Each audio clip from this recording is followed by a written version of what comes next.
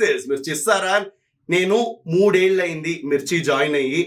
నాకు చాలా మందిని కలిసాను, కానీ నిన్న రాత్రి పడుకునేటప్పుడు మాత్రం నాకు కొంచెం నిద్ర పట్టలేదు. అరే నేను ఒక క్రికెటింగ్ లెజెండ్ ని కలవబోతున్నాను. ఇర్ఫాన్ పఠాన్ సార్ ఉన్నారు నాతో. ఇప్పుడు సార్ कैसे है सर? एकदम बढ़िया, first class. Good to see you and good to be in Hyderabad. Yes sir. Hyderabad is a beautiful city and it's even more beautiful with you in it, sir. Thank you so much. It's my privilege. Thank you. And MSK Prasad గారు ఉన్నారు మనతో. Sir ఒకప్పుడు ఇరగ తీశారు ఇండియాకి, ఇప్పుడేమో selecting కమిటీలో ఉన్నారు. దాంతో ఇప్పుడు కంటిన్యూస్ గా డైరెక్టర్ గా మారి ఫుల్ టైం కామెంటరీలో కూడా వచ్చారు. Thank you so much sir. మిమ్మల్ని చూస్తూ ఉంటే మాకు కొంచెం ఆనందంగా ఉంటుంది. మీ ఇంటర్వ్యూలు, మీ మాటలు, మీరు మాట్లాడిన రీల్స్ అన్ని కూడా చాలా ఫేమస్ అయిపోయి మాకు బాగా అంటే ఒక హై ఇస్తూ ఉంటాయి. So welcome sir. మీరు ఎలా ఉన్నారు? బాగున్నాను, చాలా చాలా హ్యాపీగా ఉన్నాను. నట్టు ఇక్కడ స్టూడియోస్ రావడం కూడా నాకు చాలా ఆనందంగా అనిపించింది. ఇది ఫస్ట్ టైం, మేబీ ఇంకా చాలా సార్లు వస్తానని ఎక్స్పెక్ట్ చేస్తాను. Definitely sir. ఇక్కడ మేము మిమ్మల్ని వదలము. So sir will just have questions regarding IPL because IPL is coming back on Star, #IPL on Star. So my first question would be sir, ये अभी जो सेकंड टेस्ट जो हुआ इंडिया वर्सेस इंग्लैंड, उसमें जो स्टार्स शाइन हुए हैं, एक Yashasvi Jaiswal and Bumrah, they both emerge from IPL sir. So बहुत लोग बोलते हैं कि जो T20 में खेलते हैं वो लॉन्ग फॉर्मेट में ज्यादा खेल नहीं पाते, ऐसे बोलते हैं. तो ये लोगों तो ब्रेक कर दिया वो बैरियर को. नहीं, ऐसा नहीं. डोमेस्टिक क्रिकेट खेले काफी. यशस्वी ने बहुत डोमेस्टिक क्रिकेट में रन बनाया है. जसप्रीत बुमराह भी डोमेस्टिक क्रिकेट खेल रहे थे. हालांकि मैं तो जब जसप्रीत बुमराह डोमेस्टिक क्रिकेट खेल रहे थे IPL से पहले, उनको फेस कर चुका हूं मैं. और वो उतनी धार थी, वो बड़ी खतरनाक, और वो भी लाल मिट्टी की पिच पे खेला उनके सामने. तो यार वो डोमेस्टिक क्रिकेट का बेस भी है. यस, IPL में जो आपको कॉन्फिडेंस मिलता है IPL खेलने से, क्योंकि आप बड़े बड़े प्लेयर्स के साथ सामने खेलते हो, साथ में खेलते हो, तो एक कॉन्फिडेंस एक अलग लेवल पे जाता है, जिससे बहुत हेल्प होता है जब अंतरराष्ट्रीय क्रिकेट आप जब खेलते हो. और ये दोनों खिलाड़ियों के साथ आपने देखा है. और ऐसे ही नहीं, ऐसे बहुत सारे ऐसे खिलाड़ी है जो IPL में अच्छा परफॉर्म किए और उसके बाद जब इंडिया खेले तो उनको नया कुछ नहीं लगा. उनको लगा यार ये स्टेज पे तो मैं खेल चुका हूँ, ये तो कोई नई बात नहीं है. तो उस लिहाज से बहुत फायदा हुआ है. That's wonderful sir. అండ్ మీరు చెప్పండి సార్, ఇప్పుడు రాబోయే IPL లో కానీ, ఇప్పుడున్న యంగ్ టాలెంట్ లో కానీ ఎవరికి ప్లస్ అవ్వబోతోంది ఈ IPL అనేది? మీరెవరు అనుకుంటున్నారు? ఇద్దరు ప్లేయర్ చెప్పాలంటే. ఇద్దరు పేర్లు చెప్పాలంటే, ఒకటైతే డెఫినెట్ గా యశస్వి జైస్వాల్. ఏ మాత్రం సందేహం లేదు, తను ఆడుతున్న తీరు ఏ ఫార్మాట్ అయినా కూడా దానికి తగ్గట్టుగా అడాప్ట్ అయ్యి అడ్జస్ట్ అయ్యి ఆడుతున్నాడు. మరి చూసాం కదా, జస్ట్ లాస్ట్ టెస్ట్ మ్యాచ్ లో డబుల్ సెంచరీ కొట్టాడు. మర్చిపోకూడదు ఏంటంటే, యశస్వి జైస్వాల్ డొమెస్టిక్ క్రికెట్ లో at the age of 16 he is the youngest cricketer to get a double century in Vijay Hazare Trophy. 16 ఏళ్లకే, and that too against quality side కొట్టాడు. So అందుకని ఆ రోజు నుంచే ఆల్రెడీ జెండా పాతేశారు టీమ్ ఇండియాలోకి వచ్చేసి నిలబడదామని. And second, I'm really looking forward for Tilak Varma. ఎందుకంటే లాస్ట్ కపుల్ ఆఫ్ ఇయర్స్ లో మనల్ని ఇంప్రెస్ చేశాడు. అండ్ దాంతో పాటు మ్యాచ్లు గెలిపించడం ఎప్పుడైతే మొదలు పెట్టాడో, మెల్లిమెల్లిగా సూపర్ స్టార్ గా మారే అవకాశం కనపడుతుంది ఈ సంవత్సరం. That's wonderful sir. And sir, ఇప్పుడు హైదరాబాద్ లో ఉన్నాం మనము. అండ్ హైదరాబాద్ టీం గురించి మాట్లాడితే, your training some young guns sir.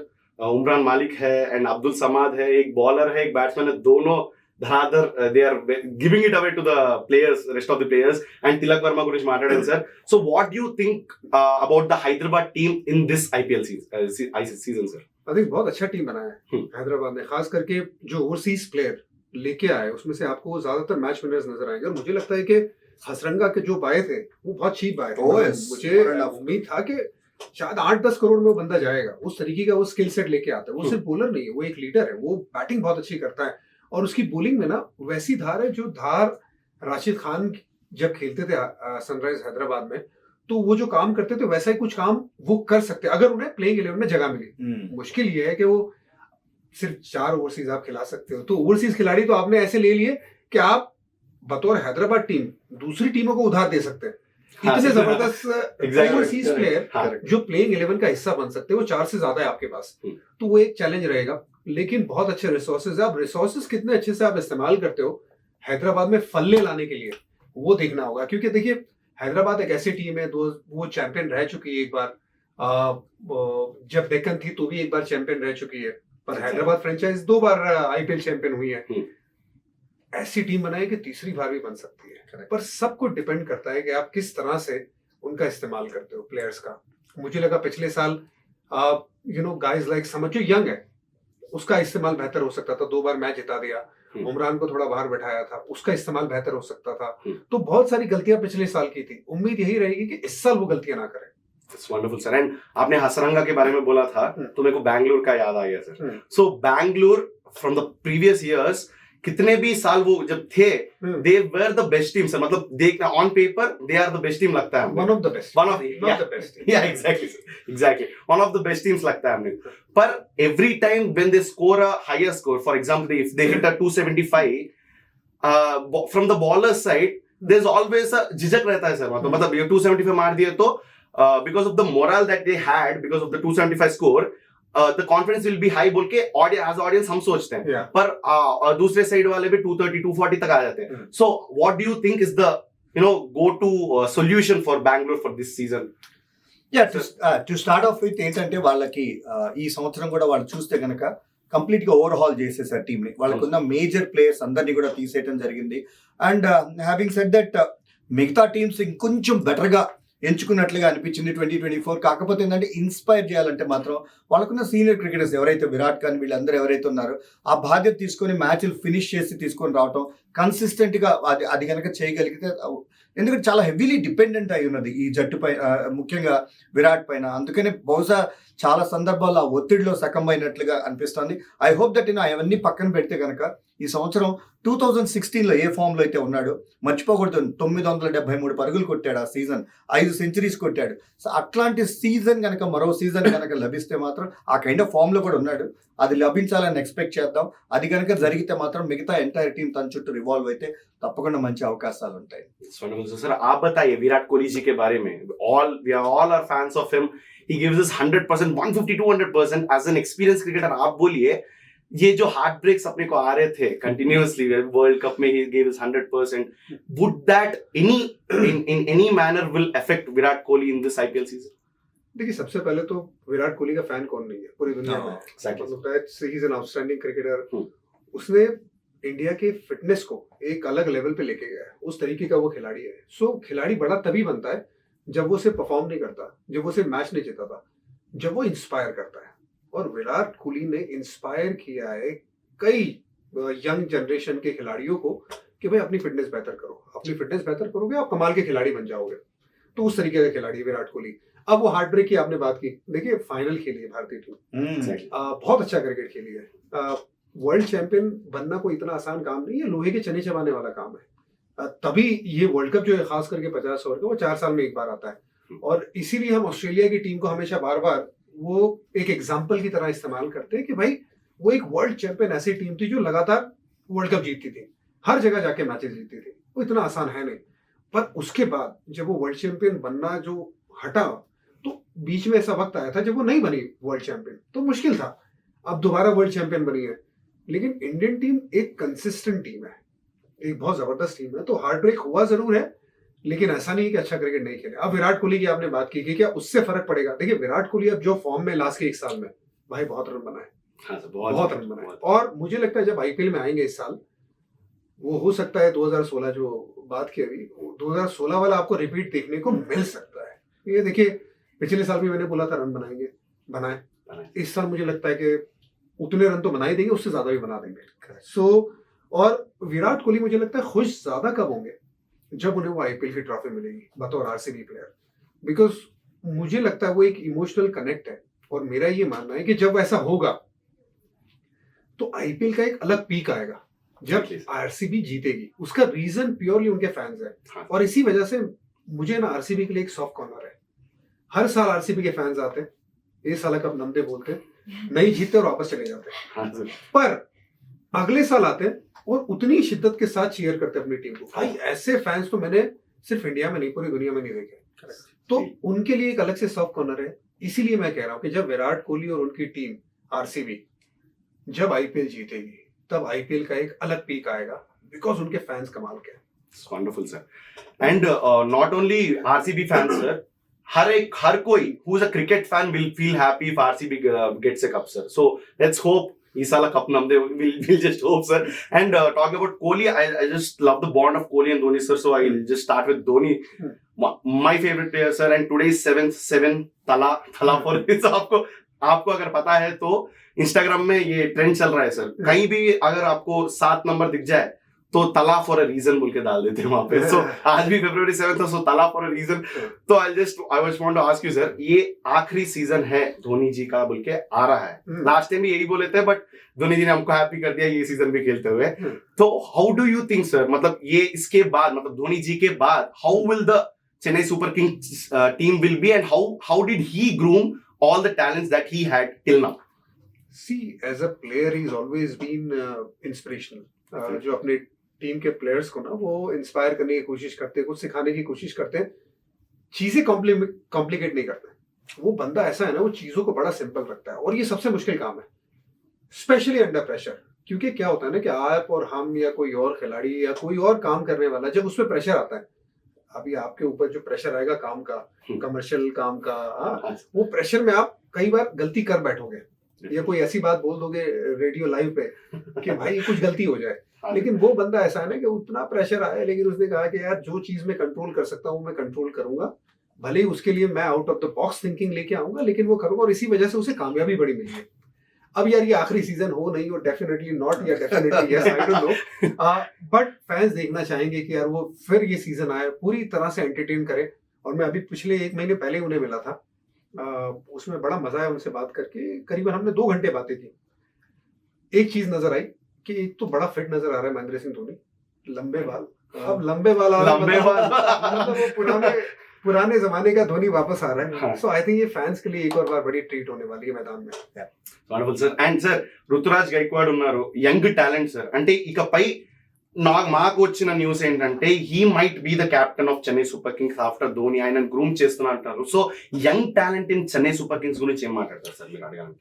First of all Ruturaj Gaikwad ని 8 crores పెట్టి కొన్నప్పుడు అందరు షాక్ అయ్యారు, అసలు ఇతనికి అంత ధర పలకటం సమంజసం అని. కానీ లాస్ట్ 2-3 సీజన్ గా తను ప్రదర్శించిన విధానం చూస్తే మాత్రం థరోలీ డిజర్వింగ్ ప్లేయర్ అన్నట్లుగా అనిపించింది.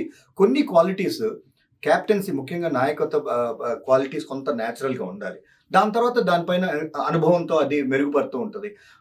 ఇప్పుడు ఇంకొక సంవత్సరం కనుక ధోని ఉంటూ on job training, and whether it is Ruturaj అవ్వచ్చు లేకపోతే XYZ అవ్వచ్చు, ఆన్ జాబ్ ట్రైనింగ్ అంటే లోపల నుండి ట్రైనింగ్ ఇవ్వటం వేరు, బయట కూర్చొని సలహాలు ఇవ్వటం వేరు. ఎందుకంటే ఆ ఒత్తిడి అంతా కూడా లోపల వాళ్ళే తీసుకుంటారు కాబట్టి మేబీ తనకి రుతురాజ్ని డెప్యూటీ చేసి తన్ని కనుక గ్రూమ్ చేయగలిగితే ఈ సంవత్సరం అండ్ వెళ్తూ అంటే బ్యాట్ అండ్ పాస్ ఆన్ చేస్తే బాగుంటుందని ఎక్స్పెక్ట్ చేద్దాం. బట్ హ్యావింగ్ సెడ్ దట్, ఈ Chennai Super Kings team Dhoni లేకుండా అయితే మనం చూడలేం. అవును సార్. అండ్ యూనో ధోని లేని చెన్నై సూపర్ కింగ్స్ చూడటం కూడా చాలా కష్టం. సార్ మాలాంటి ఫ్యాన్స్ కి అయితే ఇంకా కళలో నీళ్ళు వచ్చేసింది సార్.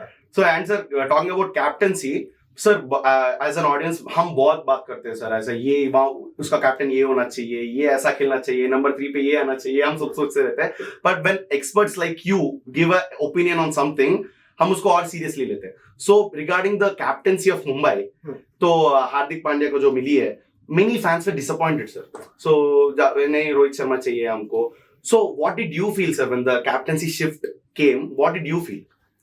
सी, मुझे ये लगता है कि रोहित शर्मा के साथ 1 या 2 साल और कंटिन्यू कर सकते थे. उसका रीजन ये है कि जो पेडिग्री महेंद्र सिंह धोनी की CSK में है, कि भाई 5 बार IPL चैंपियन हुए हैं, आपने कमाल का ये फ्रेंचाइज को बनाया है, आप लीडर है, आप इंस्पायर करते हैं. सेम पेडिग्री मुझे लगता है मुंबई इंडियंस में रोहित शर्मा की है. 5 बार चैंपियन किया. मुंबई इंडियंस को जब तक रोहित शर्मा ने कप्तानी नहीं की थी, एक भी ट्रॉफी मिली नहीं थी, उनसे ही स्टार्ट हुआ. अब जब ऐसा खिलाड़ी जिसका नाम सालों साल मुंबई फ्रेंचाइज के सबसे ऊपर रहने वाला है, अब वहां पे आप ऐसा डिसीजन लेते हो कि भाई किसी और को कप्तान बनाया जाए, उसमें बहुत सारे सब प्लॉट्स हैं और हर फैंस सब कुछ जानता ही है. कई डिटेल में हम शायद नहीं जाएंगे, लेकिन जब ऐसा होता है तो फैंस को पता होता है और वो इमोशनल कनेक्ट थोड़ा ज्यादा हो जाता है. अब यहाँ पे as an expert we have to understand के IPL is a very very professional setup, जहाँ पे फ्रेंचाइज अपनी टीम के बारे में सोचती है. जब रोहित शर्मा कप्तान बने थे तब रिकी पॉन्टिंग को हटा के कप्तान बनाया गया था, और mid way of the season, ऐसा नहीं था कि वो बाद में.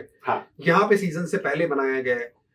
मैं अगर वहां पे होता, मैं जरूर रोहित शर्मा को 1-2 साल और वहां पे उनकी मर्जी के हिसाब से करने देता, क्योंकि पिछले साल रोहित शर्मा जो कप्तानी कर रहे थे, जो टीम उनके पास थी, एक तो बुमराह की सर्विस नहीं थी, जोफ्रा आर्चर की सर्विस रेगुलर नहीं मिल रही थी, गेंदबाजी इतनी पुख्ता नहीं थी, तो भी टीम क्वालिफाई हो गई उनकी कप्तानी में. इस साल तो टीम ज्यादा बेहतर लग रही है, हाँ। और जब टीम ज्यादा बेहतर लग रही है तो फिर क्यों नहीं आप रोहित शर्मा के साथ बैक करते और उन्हें 1-2 साल और देते, क्योंकि उन्होंने इतने साल काम किया है। देखिए महेंद्र सिंह धोनी ने भी कोई बल्लेबाजी में कोई परफॉर्म किया नहीं है। हाँ, अगर आप पिछले 1-2 साल से डेफिनेटली सर, निकाल के रखेंगे हाँ। उनका परफॉर्मेंस कुछ भी नहीं है, पर क्यों वहां पे बात भी नहीं होती? हम्म। क्योंकि पेडिग्री है यार, महेंद्र सिंह धोनी की पेडिग्री है, सेम पेडिग्री रोहित शर्मा की है। सो इसी वजह से फैंस डिसअपॉइंटेड है, और मैं समझता हूं और मैं उनके साथ पूरी तरह से सहमति देता हूं। अब बात आ जाती है कि क्या ये डिसीजन आप क्रिकेटिंग किस तरह से लेते हैं। हार्दिक पांड्या को एक सॉलिड सपोर्ट था आशीष नेहरा का गुजरात टाइटंस में। हाँ, बाहर से वो कप्तानी चलाते थे, वहां पे उनको हेल्प मिलती थी, बाउंड्रीज पे भी बात करते थे, बाउंड्रीज पे भी बात होती थी। अब हार्दिक पांड्या के लिए आसानी ये थी कि यार मोहम्मद शामी को बॉल दे दिया, मोहम्मद शामी को कुछ बताने की जरूरत नहीं है, अच्छा। उनको पता है कि 3 ओवर कैसे डालेंगे। राशिद खान को 4 ओवर दे दी, राशिद खान को आप क्या बताओगे? कुछ नहीं बताएंगे, उनको पता है कि भाई 16 ओवर में भी आके मैं बॉलिंग करूंगा, तो उनके लिए काम काफी आसान हो जाता था। अब हार्दिक पांड्या के सामने चैलेंज सबसे पहले तो खुद की फिटनेस का है कि खुद की फिटनेस किस तरह से वो बरकरार रखेंगे 14 मैचेस के लिए, और प्लस अगर क्वालिफाई होते तो आगे। उसके बाद मुंबई इंडियंस में ना ऑलरेडी 2 या 3 अच्छे लीडर मौजूद हैं, जो शायद ये सोचते होंगे शायद कि मैं भी कप्तानी कर सकता था, जिसमें कोई हर्ज नहीं, हर कोई कप्तानी करना चाहता है। जिसमें सूर्य कुमार यादव जो अभी इंडिया की कप्तानी कर रहे हैं, जिसमें जसप्रीत बुमराह जो इंडिया की कप्तानी कर चुके हैं और एक लीडर है, नंबर 1 जबरदस्त गेंदबाज है। अब और रोहित शर्मा अब कप्तानी से हटके अब एज ए प्लेयर खेलेंगे। अब इन सबको चला के साथ में टीम चलानी है और टीम को जिताना है, जहां पे winning is the most important thing in the franchise, वो है मुंबई इंडियंस। अब वो प्रेशर को किस तरह से हार्दिक पांड्या हैंडल करते हैं, ये सबसे बड़ा चैलेंज होगा। अगर उसको चैलेंज को पार कर दिया तो फिर उनके लिए आसानी हो जाएगी। लेकिन ये जो बदलाव है ना, वो रियलिटी है, क्रिकेट की रियलिटी, वो रियलिटी रहती है। यस, मैं होता तो कुछ और डिसीजन लेता, लेकिन मुंबई इंडियंस ने जो डिसीजन लिया है, अगर रिजल्ट उन्हें मिल गया तो फिर लोग कहेंगे कि ये सही डिसीजन था। लेकिन मुझे लगता है कि ऑन अ ग्राउंड जहां पे आपने शुरुआत की है जीतने की, उनके साथ थोड़ी देर और प्रोसेस कर सकते थे उनकी मर्जी के मुताबिक। And then just to add to that, Irfan, see, last year he is the captain of the team that that almost won us the World Cup. Yes. And he has taken his team to IPL knockouts. So when so much of achievement has happened under Rohit Sharma, why does this require? जरूरत ही क्या था कि succession देखने के लिए? So I totally agree with you. Now he's going to lead your T20 World Cup also. Yeah. So when someone is leading the country, why not the franchise? Which is really इसी वजह से I said what I said about the pedigree. क्योंकि जो pedigree की हम बात कर रहे हैं बहुत बड़ी पेडिग्री है। और देखिए मेरी एक लाइन है जो काफी लोगों ने पसंद भी की है कि कितने साल की भी ये पुरानी फ्रेंचाइज क्यों ना हो जाए, सबसे ऊपर रोहित शर्मा का नाम रहेगा। ये मुंबई इंडियंस की फ्रेंचाइज है जहां पे अपने मेहनत के खून पसीने से रोहित शर्मा ने इस टीम को बनाया है और रिजल्ट दिलवाया है और कंसिस्टेंट परफॉर्मेंस करवाया। और ऐसा नहीं था कि ये जो जसप्रीत बुमराह जब आए थे पहले ही साल में वो सुपरस्टार थे, वो बने ना, वो रोहित शर्मा के अंडर बने। हार्दिक पांड्या भी जब प्लेयर थे, मुझे याद है कि जब 7वां ओवर होता था तो रोहित शर्मा हार्दिक पांड्या को लेके आते थे कि जब प्रेशर कम होता है, जब विकेट गिरती थी तब उन्हें बॉलिंग कराई जाती थी। शुरू में जब बैटिंग ऐसे टाइम पे देते थे कि अपने आप को आके एक्सप्रेस करें, बाकी गेंदबाजों के साथ भी वैसा किया। वो कुणाल को सपोर्ट किया रोहित शर्मा ने, बहुत सारे ऐसे खिलाड़ी को सपोर्ट किया जो यंग थे। यंग लड़कों से काम निकलवाना कोई आसान काम नहीं है, वो रोहित शर्मा ने किया। तो बहुत सारे ऐसे सब प्लॉट से जहां पे मुझे लगता है कि इनके साथ परचेस कर सकते थे। खैर ये डिसीजन ले लिया है, अब उम्मीद यही रहेगी कि टीम अच्छी जो है, जो कमाल की सक्सेसफुल फ्रेंचाइज रही है, वो एक अच्छा प्रदर्शन करे और जिसमें रोहित शर्मा भी एक बड़ा योगदान दे। It's wonderful sir. And sir अभी आईपीएल के ऑक्शन के बारे में अगर बात करें हम, तो नंबर्स दिखाई देता है 24.75 का, तो कोलकाता वालों ने मिचेल स्टार्क को खरीदा है। सो सर आप क्या सोचते हैं वो नंबर के बारे में? It's the highest figure, so what do you think about the figure and what do you think? मतलब स्टार्क तो he is irregularly available to the teams, to be fair बात करें तो how do you think is it the number is it fair to give 24.75 to Starc? देखिए सबसे पहले तो जब फ्रेंचाइज ऑक्शन पे बैठती है ना, तो वो जो प्राइस एक प्लेयर को मिलता है वो ऐसा नहीं सोचते कि यार उसको इतना पैसा मिल गया, वो नंबर्स के हिसाब से सोचती है। Numbers not in money but numbers in points, कि भाई 25 पॉइंट दे दिए, 20 पॉइंट दे दिए, 15 पॉइंट दे दिए। सो दे थिंक लाइक दैट। और उनको एक अपना टीम बनाना होता है कि मुझे 100 पॉइंट में या 90 पॉइंट्स में ना टीम बनाना है। तो किसी को ज्यादा पॉइंट मिल गए, किसी को कम कम पॉइंट मिल गए। तो फ्रेंचाइज पे जो बैठते हैं ऑक्शन पे वो इस तरह से सोचते हैं। हाँ सर। जो फैन जो बाहर बैठा होता है, जिसके लिए मतलब एक प्राइस एक बहुत बड़ी चीज होती है, तो उसके बारे में जब सोचते हैं तो कहता है कि यार ये इतने पैसे मिल गए उस खिलाड़ी को।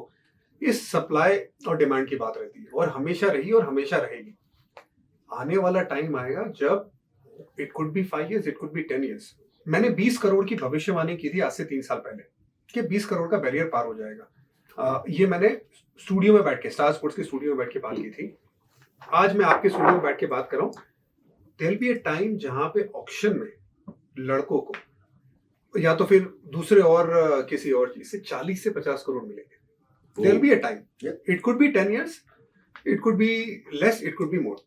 सो ये एक नंबर्स की तरह सोचेगी जो फ्रेंचाइज ओनर्स हैं, क्योंकि उन्हें पुख्ता टीम बनानी है। अब ऐसा है कि मिचेल स्टार्क जो क्वालिटी लेके आता है ना भाई, ये रेयर क्वालिटी है। लेफ्ट आर्म बॉलर है, 145 के आसपास की स्पीड से रेगुलर बॉलिंग करता है, स्विंग करता है, आगे वाली गेंद तेज डालता है।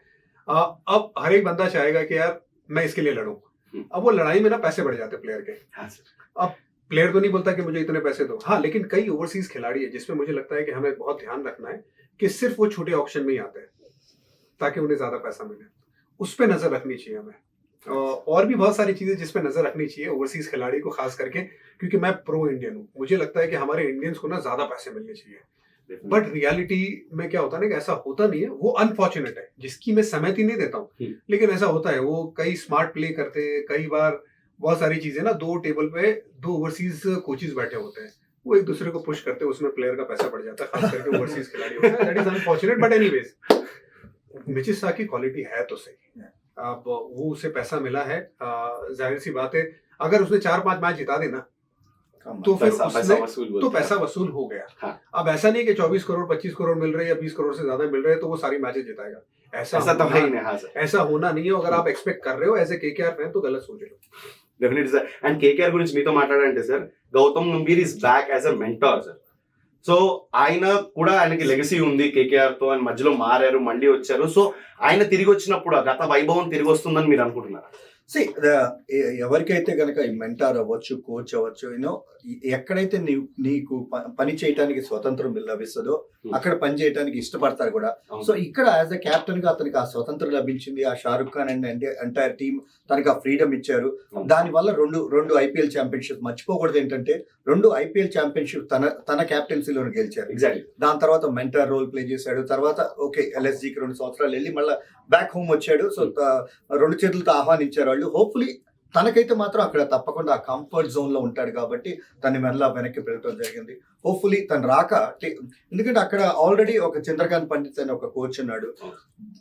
కొంచెం టఫ్ క్యారెక్టర్ అతను కూడా, ఎందుకంటే one of the most successful domestic coach కూడా తనకి. సో తనతో ఎలా జెల్ అవుతాడు అది చాలా చాలా ముఖ్యం. ఇద్దరు 2 టఫ్ క్యారెక్టర్స్, వీళ్ళిద్దరు ఎలా జెల్ అవుతారు అనే దాన్ని బట్టి ఆధారపడి ఉంటుంది KKR fortunes. Wonderful sir. And to wrap it up sir, ये T20 वर्ल्ड कप भी है हमको ये साल में, तो एज अ बॉलर आप बोलिए सर, मतलब बॉलर के पीओवी में आप कौन से बॉलर को जो अभी इसमें अच्छा परफॉर्म करते हुए देखना चाहते हैं, that he can make it to the Indian team sir? आप कौन से बॉलर को देखना चाहते हैं? सबसे पहले तो मैं जसप्रीत बुमराह को देखना चाहूंगा कि वो फिट रहे, क्योंकि यार वो बड़ा क्रूशियल बॉलर है, ठीक है, क्योंकि 14 मैचेस रहते हैं, वर्ल्ड कप तुरंत आईपीएल के बाद है, तो ज्यादा वक्त होगा नहीं। तो एक वो बंदा ना भाई, वो संभाल के रहे। एक तो उसको मैच भी जिताना है, फिट भी रहना है, जाहिर सी बात है। फिर दिन जैसा गेंदबाज है, लेफ्ट आर्म गेंदबाज है, और एक और अगर ऑप्शन आपको मिल जाता है, बताओ, लेफ्ट आर्म गेंदबाज, यू नो, जो एक अलग क्वालिटी लेके आता है, थोड़ी ज्यादा पेस लेके आता है, तो भी एक बहुत बढ़िया विकल्प होगा भारतीय टीम के लिए। और फिर एक्सप्रेस पेस, अब उसमें है थोड़े गेंदबाज, उसमें उमरान मलिक का नाम आता है, कुलदीप का नाम आता है। ये 2-3 गेंदबाज है जो तेज डालते हैं 145 के आसपास। तो आपको एक एक्सप्रेस पेस वाला अगर गेंदबाज फुल फॉर्म में रहे ना, तो सिलेक्टर के पास एक ऑप्शन रहता है कि क्या हम वेस्ट इंडीज, अमेरिका जैसे पिचेस पे, क्योंकि कई बार आपको कई अमेरिकी मैदान में ना आपको एकदम सपाट पिच मिलेगी, छोटा मैदान, और वेस्ट इंडीज में भी अगर आपके पास वो ड्राई पिचेस रही तो एक रिवर्स स्विंग भी हल्का जो टेल होता है, पूरा रिवर्स स्विंग तो नहीं 20 ओवर में, लेकिन हल्का टेल वाला बॉल ना अगर तेज है, आपके पास स्पीड है, तो फिर काम आता है। तो एक विकल्प सोचना रहेगा। लास्ट वर्ल्ड कप में मुझे लगा ना रेस्ट स्पिनर पे बहुत ज्यादा तवज्जो दिया नहीं है। चहल बेचारा बैठता रहा प्लेइंग 11 से बाहर पूरे वर्ल्ड कप में, T20 वर्ल्ड कप जो ऑस्ट्रेलिया में, लेकिन वो खेला नहीं। उसमें भी एक तवज्जो दो, क्योंकि अगर वैसा रहा ना तो फिर इंडियन टीम के लिए ना बहुत बढ़िया विकल्प रहेगा, क्योंकि देखिए बैटिंग का मुझे लगता है वो अप्रोच बदलने की जरूरत थी, वो बदल दिया। अब fearless क्रिकेट खेल रहे हैं बैटिंग में, वैसे लड़के भी आ गए, यशस्वी जैसे लड़के आ गए, अब रोहित ने भी अपना खेलने का अंदाज बदला है, और फिर बीच में सूर्य कुमार यादव जैसा कमाल का T20 प्लेयर है, तो फिर आपकी टीम बैटिंग में बहुत ज्यादा सोचने की जरूरत नहीं है। प्रॉब्लम ये रहा है T20 क्रिकेट में बहुत सालों से बोलिंग यूनिट आपको ऐसा करना है कि जो पिच को हटा दे, अपनी ऐसी स्किल लेके आए करेक्ट कि जो कोई भी पिच हो विकेट निकालने की काबिलियत रखता हो। तो उस पे अगर सिलेक्टर और टीम मैनेजमेंट ध्यान रखेगी तो फिर हमारी जो टीम है T20 वर्ल्ड कप के लिए बहुत पुख्ता होगी। Thank you so much sir, आपने जो बात किया है मतलब फुल ऑन क्लैरिटी दे दिया हमारे सारे मिर्ची ऑडियंस को ये पूरे आईपीएल के बारे में, एंड हाइप अप भी कर दिया आपने हमको जो आईपीएल अभी आ रहा है ना, तो एज अ मिर्ची एम्प्लॉय అసలు నువ్వు హైదరాబాద్ టీం గురించి ఎందుకు అడగలేదు? సో ఇంత స్టార్టింగ్ లో హైదరాబాద్ గురించి ఎంత మాట్లాడారు. గొప్ప టీము, మరి మన ఫార్చ్యూన్స్ గురించి అడగవా? అదే సార్ నేను ఇంకా అడుగుదాం అనుకున్నాను. हैदराबाद का दिल बहुत बड़ा है, हमेशा दिल बड़ा रहता है। तो हैदराबाद को मालूम है कि हमने अच्छी टीम बना दी है, चलो दूसरी टीम हम तो मारने वाले हैं सर इस बार. వరల్డ్ కప్ గెలిపించిన కెప్టెన్ మనల్ని ఎంచుకున్నాం మనం. అదే సార్ అంత డబ్బులు ఇచ్చి అవును సార్ ప్యాట్ కమిన్స్ గురించి మీరు చెప్పాలంటే ఏం చెప్తారు సార్? అది క్వశ్చన్ ఉంటే మేము మాట్లాడేసాం హైదరాబాద్ గురించి అని చెప్పి. డ్రెస్సింగ్ రూమ్ అట్మాస్ఫియర్ చాలా చాలా ముఖ్యం, అండ్ జట్టుకి T20 క్రికెట్ లో కెప్టెన్ రోల్ చాలా ఉంటది. అవును sir. So it's very very important that. అందుకని ఇప్పుడు లాస్ట్ 2-3 ఇయర్స్ మనం సరిగ్గా పర్ఫార్మ్ చేయలేదు అంటే డేవిడ్ వార్నర్ వెళ్ళిన తర్వాత ఇట్స్ ప్యూర్లీ బికాస్ క్యాప్టెన్సీ లోపం. సో ఎవరు క్యాప్టెన్ చేస్తారనేది చాలా చాలా పెద్ద ప్రశ్న. ఎందుకంటే ఏడెన్ మక్రమ్ చక్కగా లీడ్ చేస్తున్నాడు, సౌత్ ఆఫ్రికా కూడా లీడ్ చేస్తున్నాడు, మరి తను లీడ్ చేస్తాడు లేకపోతే వరల్డ్ కప్ గెలిపించిన ప్యాట్ కమిన్స్ లీడ్ చేస్తాడా? సో ఇది ఒక $1 మిలియన్ క్వశ్చనే. మరి అది ఎంత త్వరగా కనుక బయటికి పెడితే మనందరికి కూడా అంత మంచిది, మన ఫ్యాన్స్ కూడా. మీరు ఎవరు చేస్తే బాగుంటుంది అనుకుంటారు సో నా ఉద్దేశాలు అయితే ఇంకా పాజిటివ్ వైబ్స్ ఎవరైతే జట్టుకు తీసుకురాగలరో అది చాలా ముఖ్యం. I hope that Pat Cummins అవుతాడని నేను ఎక్స్పెక్ట్ చేస్తాను. హీఈస్ డెఫినెట్లీ సర్టనిటీ, అన్ని మ్యాచ్లు ఆడతాడని. అందుకనే 20 కోట్లు ఇచ్చి అతను తీసుకొని రావడం కూడా జరిగింది. ఈ వరల్డ్ కప్ గెలిపించాడు కాబట్టి ఆ పాజిటివ్ ఎనర్జీ జట్టులోకి తీసుకొస్తాడని ఆశిద్దాం. మన హైదరాబాద్ లో ఇండియన్ ఫ్యాన్స్ అయితే తిట్టుకున్నారు సార్ ఫస్ట్, మనం ఆస్ట్రేలియా మన మీద గెలిచేసారని చెప్పి. కానీ ఇక్కడ రాగానే క్యాప్టెన్ చేసిన మీలాగే అంటున్నారు. So let's hope sir Hyderabad team की बैट कमिंग्स है ये सार कप తీసుకొస్తారని. Thank you so much sir, धन्यवाद. आपसे बात करके बहुत अच्छा लगा. Thank you so much sir.